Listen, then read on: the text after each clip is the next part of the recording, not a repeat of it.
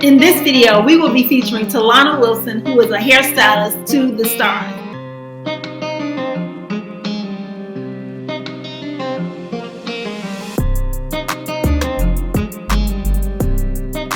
Working on major motion pictures to TV shows throughout the country. She has been working on movie sets for almost 2 decades.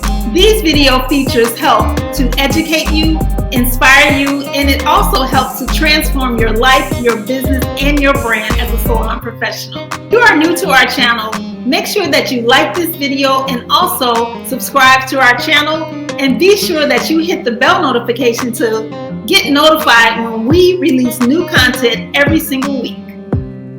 So follow me into our virtual salon experience as we feature Telona Wilson.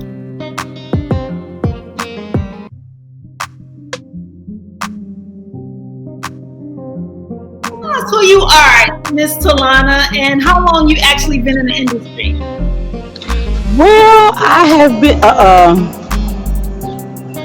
have been, okay, first of all, Telona Wilson is my name, and I've been doing hair forever, for about at least 30 plus years now. So, and I love it. I just love what I do. So that's why I'm still at it, because I love it. So, I don't even know nothing else to do but this, because this is my love. So I think that when you're doing what you love, it's like it's not work. So I love it. Yeah. So Chicago is open and you're back at work. So how's work been since you've been back? Oh, actually, I'm not. Oh, I thought you were back. You know what? I'm still scared. I'm still scared. So I'm gonna wait it out. I'm gonna wait it for a minute. Yeah, this is my 3rd week back. Huh? This is my 3rd week back. Really? Mm-hmm. Okay. How are you? How's it going for you? I'm good. I'm good. Okay. I'm just doing just one day at a time, and I'm taking less clients. Definitely taking less clients, but I know that you had a lot of rest over the quarantine. And oh my God, I'm still resting. I'm honestly, Sharon, I'm still enjoying this rest. I know. Don't worry about it. Okay. I got a lot of rest, but I can feel my body is just like getting used to doing, bending and stretching and moving all over again. Oh my God, yeah, I can imagine. I'm sure you're sore too, right? Yeah, doing everything yourself. I'm sure you're sore. Yeah. So this basically, I wanted to just bring Miss Telona on because Miss Telona is I say that she came from behind the chair to behind the movie set. So how did you get that started? And was that something you always wanted to do? Yep. Ever since, actually, when I was 13, I thought that I was going to be a movie star, right? So that was my plan. Yeah. But of course that didn't happen. So I knew I always wanted to do hair, though. Hair was there. I think that was something my mom wanted to do, and somehow it trickled down the blood. And I got wind of it, and and so I went to LA when I was like 19 just to go out, and that's when I got the bug about the sets, like the stages and stuff, and I went to go visit that. And when I went to visit, I was like, this is something I want to do. So I would say at 19 was when I got the bug that, okay, I think I want to do behind the scenes, So that's where that came from at 19 years old. But I didn't get there. I didn't start actually doing anything till I was around early 30s. Mm-hmm. Is when I first got in there, because I didn't know anybody. I didn't know anyone. Right. So I didn't know where to start. So I didn't know anybody. Yeah. Actually, how did you embark on the career? Like, did somebody, like the universe, because you know how the universe works, like if you want to do something and you have a passion and a desire to do something, God just kind of put you in line with the right people so that you can start that burning desire that you have. How did you get started? Well, One of my friends, she introduced me to Les Brown. Okay. Back in that time. Toward that dream. But here's what I know. That dream that you're holding in your mind, that it's possible. Let's say that together, please. Say, it's possible. See, sometimes we can't say, I can do that. But what we can say, that it's possible that I can have my dream as we run toward it, as we work on it day in and day out. I thought that I wanted to dibble and dab in makeup. So I met this young lady named Ginger D'Amato, and she was doing makeup. So I asked her, I said, hey, can I pay you to show me how to do makeup? Because I felt like, I needed to learn more, and she was so great. And after that, I didn't know, like I said, I didn't know who she was, but I kept going back to her because it was like her spirit was so nice. Even though when I asked her if she could show me, she was like she didn't have time. So I went back again. I took what Les Brown said about being persistent, and I kept going back to her, maybe every 20 minutes. I kept going back. Did you change your mind? Because when I went to approach her, she didn't. She was very sweet, but she was kind of like she didn't have time because she was busy. So I just kept going back to her until the very end of the fashion show. I asked her, I said, did you change your mind yet? And so Sharon, I approached her 3 times in the same day. And so the 4th time when we were packing up, about to get ready to leave, and I knew I wasn't going to see her, I guess not see her anymore. And so I asked her, I said, did you change your mind yet? And so when I did that, she said, you know what you doing in August? And that time it was April. So of course it's nothing. I'm not doing anything. So she said, come do an internship for the Jerry Springer show. Okay. So that's how, and that was, I think, in 91. That's so funny because I did makeup for Jerry Springer show. Yeah, did you? Yeah. You talking about Chevette? Yeah, it was one did hair and one did makeup. Yeah. I'll work with them too. Isn't that something? Yes. And you remember Sharon People? Isn't that something? You went down there with me too. They were so cool. I love them. I love them too. I really actually worked under her. Really? Oh my goodness. Yeah. And she showed me, but of course I wanted to, hair is what I love. So I needed to get in the door. So I used makeup. So I interned there maybe about 2 years. Yeah. And I loved it. That's when Jerry Springer was hot. And that was interesting. That's when it was hot. We couldn't say anything to the guests. All you had to do was do their hair, because I just assisted wherever I needed. If they needed powder on the guys, go in the room to touch up the guys. Yeah, I did. Oh my God, what year was this, Sharon? Oh, this was, I think I was still teaching at Dudley's at the time, so it had to be I'm gonna say mid to later 90s. Wow. And we just we already knew one another anyway, but we kind of crossed those paths. I did it for about 2 years. Because the browner skin complexion brother, her makeup would be flawless. Oh my God. All the time. They were great. And they were great. I think they were from Michigan. I remember being from Detroit. Yeah, that's right. That's exactly where they were from. Wow, get out. Yeah, that was the introduction. And then after that, Ginger, which she was the head makeup lady for Jerry Springer. Actually, she was. I think I remember her. She was Caucasian, right? That's right. That's Italian. She was Italian. Yeah.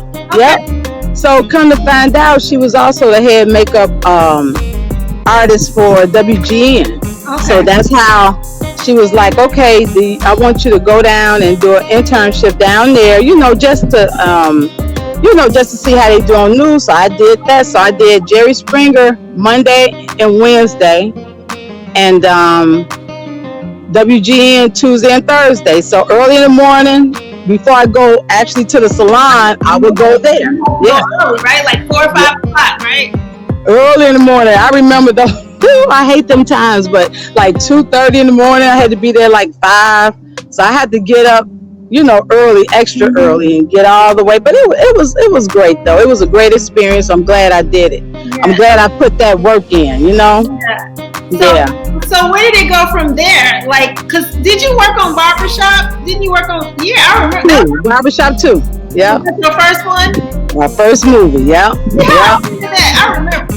Oh my God, girl, that was, first of all, everybody know I love Ice Cube, everybody. So for that to be my first movie, I was like, OMG. So I was happy. So did you do mostly hair on that one? No makeup? I did hair, just hair. Because see, I needed something to get me in the door. So sometimes you gotta get in the door and then you just change it. Like as soon as I got in the door, I'm like, I'm a hairdresser, so that's how that went. But I needed to get in that door to change it, Now, what is the technical terminology for the association that you have to be? Most people have to belong to in order to get like further into the door and further working on multiple movie sets after movie set. It's called IIC, Local 476. Okay. And it's the union that I joined when I started working on Barbershop 2. Okay. So I kind of got in the union, and it was at a good time because they really needed more of color. African American. So I just happened to be at the right place at the right time. Yeah. So it wasn't really challenging for you to transition into the union?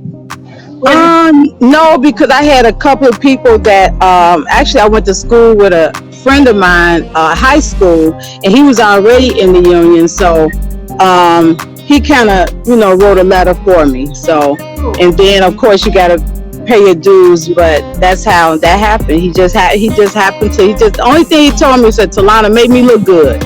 He said, I'm vouching for you. My name is on you, so make me look good.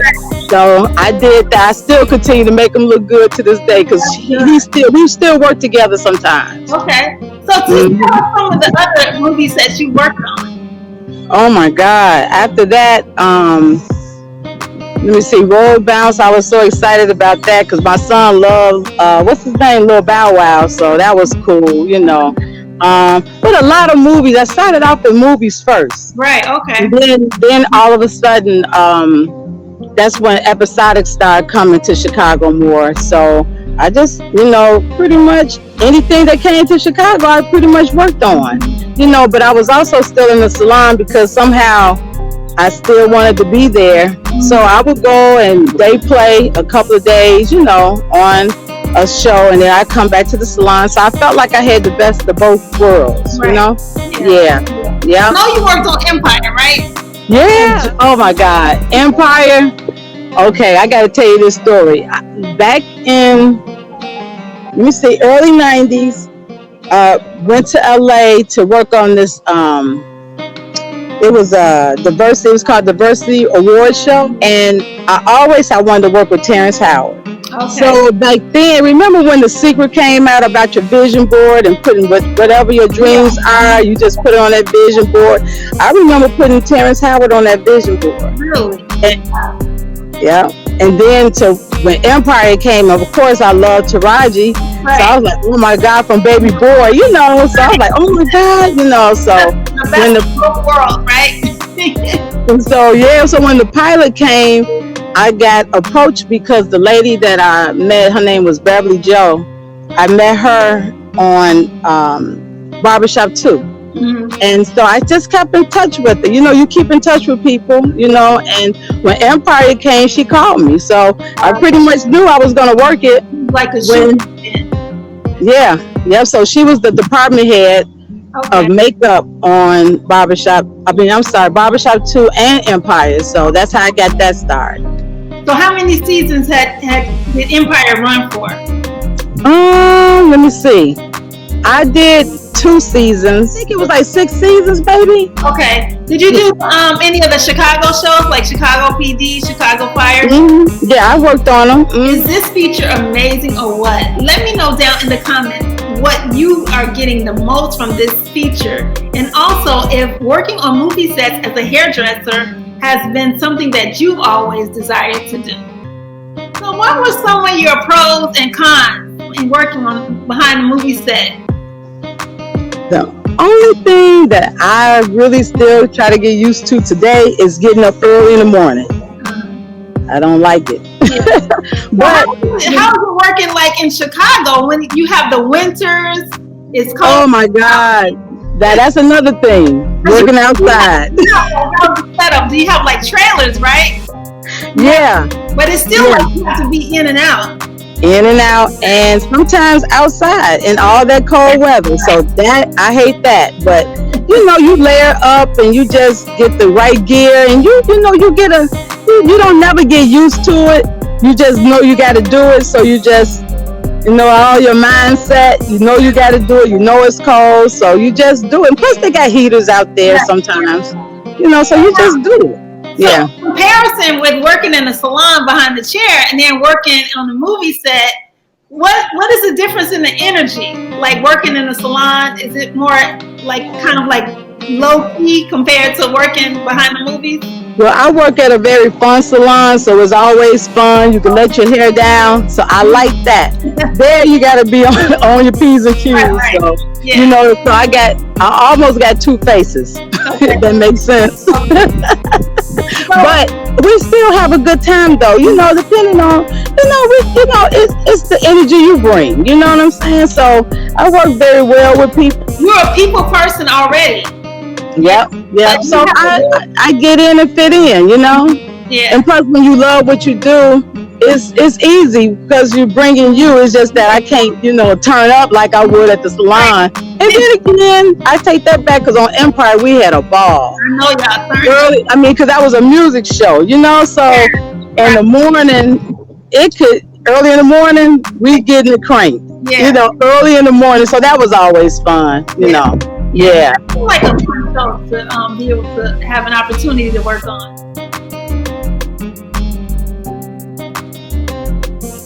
So where do you see yourself going forward in the future? I know you still love to do hair. You still love the salon. So that's the thing. This COVID had me thinking. Right. And so it looks like, I don't know. It looks like I might just end up just doing that because I can't burn. I had already kind of started burning myself out. Mm-hmm. So, and I could feel it. Mm-hmm. So that's why I haven't been back to the salon yet because I'm still burnt out. I left one show. I was working on a show back in April of last year called Utopia. Mm-hmm. And that's an Amazon show, which was really great cast. Oh my God, I love the cast. And then from there, I went to the show called Fargo. So I left one show and didn't get a break and went to another one. So I did not. Normally I get a break in between shows, like at least a month or so. But this time I went from one show to another. So I think I overdid it because I never do it like that. But I had to do this show Fargo because it was set in the 1950s, and I like period piece hair and work. So I had to do it. It was like I had to do it. Plus it was brought to me to do it. So it was like, okay. So I just conditioned my mind and was like, what, you got to do it. It's not like you can't, it's just, you just be tired because your body will let you know that. It looks like I may be stopping one day soon. I don't know when. When you say period piece, do you have to do any research? Do you find that you have to do a little bit of research about, depending on what period that they're requesting you to actually perform services on some of the... Yeah, because... Research looks like... You know what, you just, like everything is on Google now, so you Google, you have different books, and, you just kind of go back to... looking and seeing how things was done, because when something was set in the 1950s, everything was more coiffed and more perfect, perfect hair. So, you got to study it. So sometimes I get my mannequin, and if it's something I was just unaware of, or kind of, sometimes you got to go back and, refreshing. Yeah. That's what I did. You weren't born in that era, so. Right. So just to look and kind of, and then too, my department head, but her name is Sana Sepinen. She's from Canada. Okay. And she showed us a lot of great, ways to achieve the look. Okay. That was easy because she's been doing this for a long time. So she was very helpful. Okay. And she had like a lot of books and, we had like, what do you call it? Just different, like, what do you call those things? Okay, girl, I can't even think of it right now. But boards, vision boards, I say. And we would cut out pictures and put on a vision board. So I think they call them mood boards. Yeah, that's it. There you go. Yeah, that's it. Yeah. So, question for our listening audience. I know this COVID situation is going to be completely different. It's going to change the game for everybody and everything in every industry. What would you say, or what kind of advice could you give to someone that you started at 30?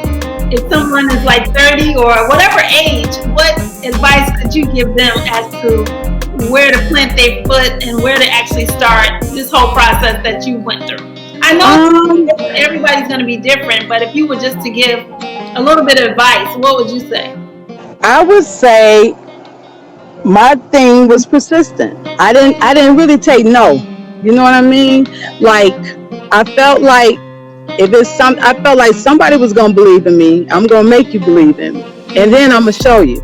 So I felt like you just be persistent and keep in touch with people. You know what I mean? Like, don't stop that. Like, I felt like from meeting Beverly Joe and for her coming to Chicago working on a very great show, it allowed me, because she knew who I was and she knew just how just my personality. She knew I worked hard.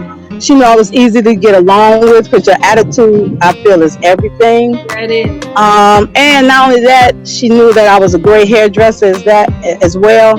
So, and I proved myself. I literally proved myself, and I just listened and I watched, and I didn't talk too much. I just wanted to learn. I think that when you want to learn and have an open mindset and you want to learn, and you don't know everything. So sometimes you just got to kind of forget what you've learned sometimes, and someone that knows it, you just have to listen and just be persistent. Don't give up. Just be persistent. That was my end.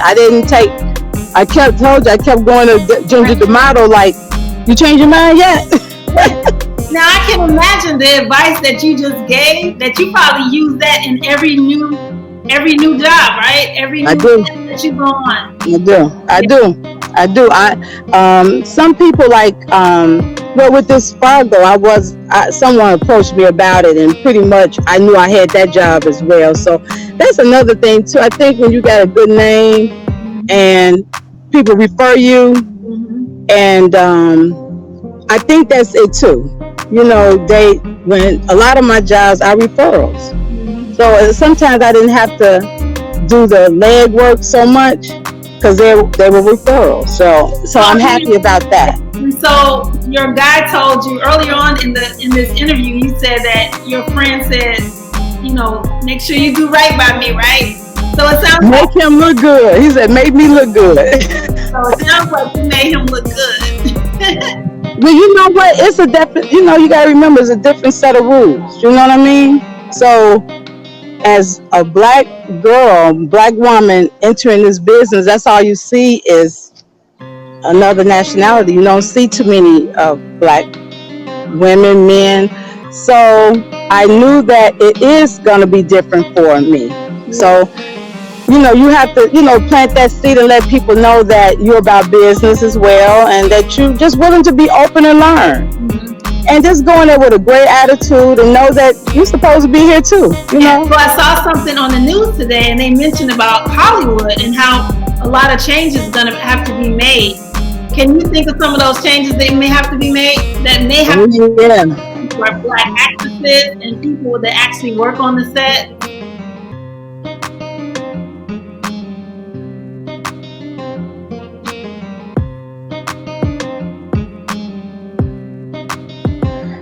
I know for a fact that it's not going to be so many of us in the trailer now. They're going to have probably multiple trailers due to the fact that everyone got to be so 6 feet away. Mm-hmm. And so I think that there and not too many people on set too, because and now they're going to change the way we eat. Pretty much everything is going to be boxed. So it's going to be a lot of major changes, and I think right now we're following the what LA is going to do, because a lot of shows are coming here. So we have to, I think LA, once we see what LA is going to do, then we'll follow. Okay. Yeah. Mm-hmm. Yeah. Well, this has been awesome. I'm glad. Oh, thank you. Oh my God. I can't wait to get you on here. Thank you. Thanks for having me. You know what? You and I go so way back, and I always admired you. I always admired you. You bad too. You know that. You bad. And just your style, and just not only that, you've always been so beautiful. Like, always had that beautiful spirit. Thank you. And I think that's why we always stay connected. We don't talk all the time, but we always send each other or see each other at the grocery store, or and just sometimes send each other a little message from here and there. So you always want to keep in touch with great minds and great people. Yeah, well, I appreciate it. I know the last time we saw each other at the bank, it's like we haven't seen each other. I know. We had seen each other often, but we really hadn't. Yeah, I know. Right. Yeah. This time, you're welcome. Thanks for having me. I was excited about this. I'm getting out of my shell. I'm a little shy, just a little bit. Thank you, Siobhan. Not the movie set hairdresser. Me, I'm very bashful, believe it or not. To be honest, like, this whole thing is totally out of my comfort zone, what I'm doing right now. Oh yeah. Like, but you're great at it. You did good. In order to move forward to a new dimension in your life, you can't stay and you got to get out of your comfort zone. So, you do. And I'm like half of 100, so I gotta not be scared. Right.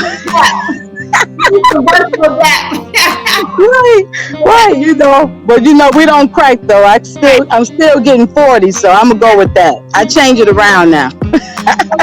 Thank you so much. I appreciate it. You're welcome. Good talking to you. Thank you so much for joining us today on the Salon Chat. I hope that you enjoyed this feature as much as I always enjoy interviewing these amazing hairstylists who are making it their own in the salon industry. So come back next week as we feature real talk with real professionals sharing real life experiences. And until next week, take care, be safe, and peace.